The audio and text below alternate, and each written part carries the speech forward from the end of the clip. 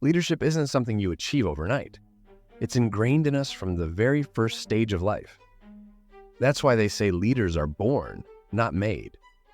But I'm here to challenge this belief because today, we're going to explore some unconventional, risky, and psychologically manipulative strategies to help you get ahead in the game of leadership. These aren't your run-of-the-mill tips. These are bold, innovative methods that can genuinely set you apart. But before we begin, I must tell you, or rather warn you, you're not going to like it if you think honesty is the best policy. I mean, sorry for that, but here it's just not. All right, let's dive right in. The first strategy might make you a bit uncomfortable, but that's the point. Embrace the power of selective vulnerability. Sounds counterintuitive, right? Here's the deal. Showing a hint of vulnerability can make you more relatable and trustworthy. But don't overdo it. Share a minor flaw or a past mistake, not your deepest insecurities. It's about being human without losing your edge. Think about Steve Jobs. He admitted to his team that he didn't have all the answers, which made him appear more approachable while still maintaining his authoritative persona. Next, let's talk about controlled chaos. Ever notice how some leaders seem to thrive in the most chaotic situations? They're not just lucky. They create those situations. Stir the pot a bit. Introduce a little uncertainty or challenge the status quo. It keeps people on their toes and positions you as the go-to person who can navigate through the mess. Look at Elon Musk, for example. He frequently sets seemingly impossible goals for Tesla and SpaceX, creating a sense of urgency and chaos that propels his teams to extraordinary achievements. Let's switch gears to something a bit more direct. The art of subtle intimidation. You don't need to be a tyrant to command respect.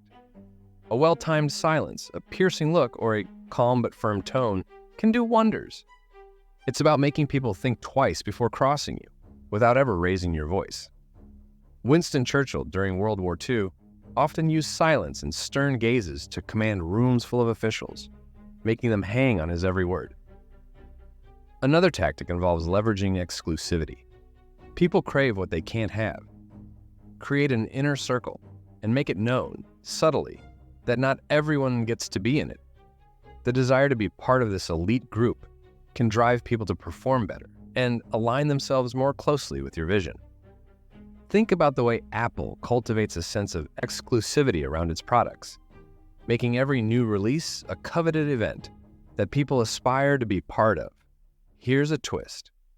Use reverse psychology to your advantage. Encourage dissenting opinions by subtly implying that only the truly confident and capable can afford to disagree with you. This not only boosts the morale of those who speak up, but also allows you to gauge the real thinkers in your team. Steve Jobs was a master at this. He would often tell his team that a task was impossible or that they weren't capable of achieving something. This challenge spurred them to push their limits and innovate in ways they never thought possible. By leveraging reverse psychology, you can motivate your team to exceed expectations. So next time, tell your team, "Nah, you guys probably can't handle this project. It's too tough." Another powerful tactic is to embrace unpredictability. If people can predict your every move, they can undermine you. By being unpredictable, you keep others guessing and position yourself as a dynamic leader who can handle any situation. Finally, master the art of framing. The way you present information can drastically change how it's perceived. Frame challenges as opportunities, setbacks as lessons, and your vision as the inevitable future. It's about shaping the narrative in a way that aligns with your goals. People often become what you expect of them, so expect greatness. Ever notice how a good story can make even the dullest meeting bearable? Think of how Martin Luther King Jr. used storytelling in his speeches.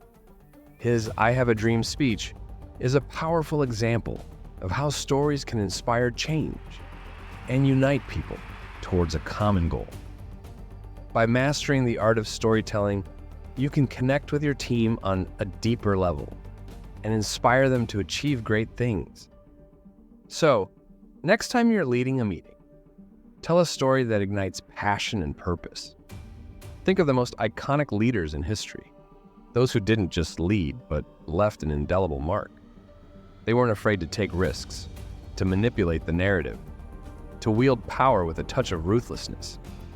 They knew that true leadership is an art, a delicate balance of strength and strategy, charisma and cunning. So go out there. Be unpredictable.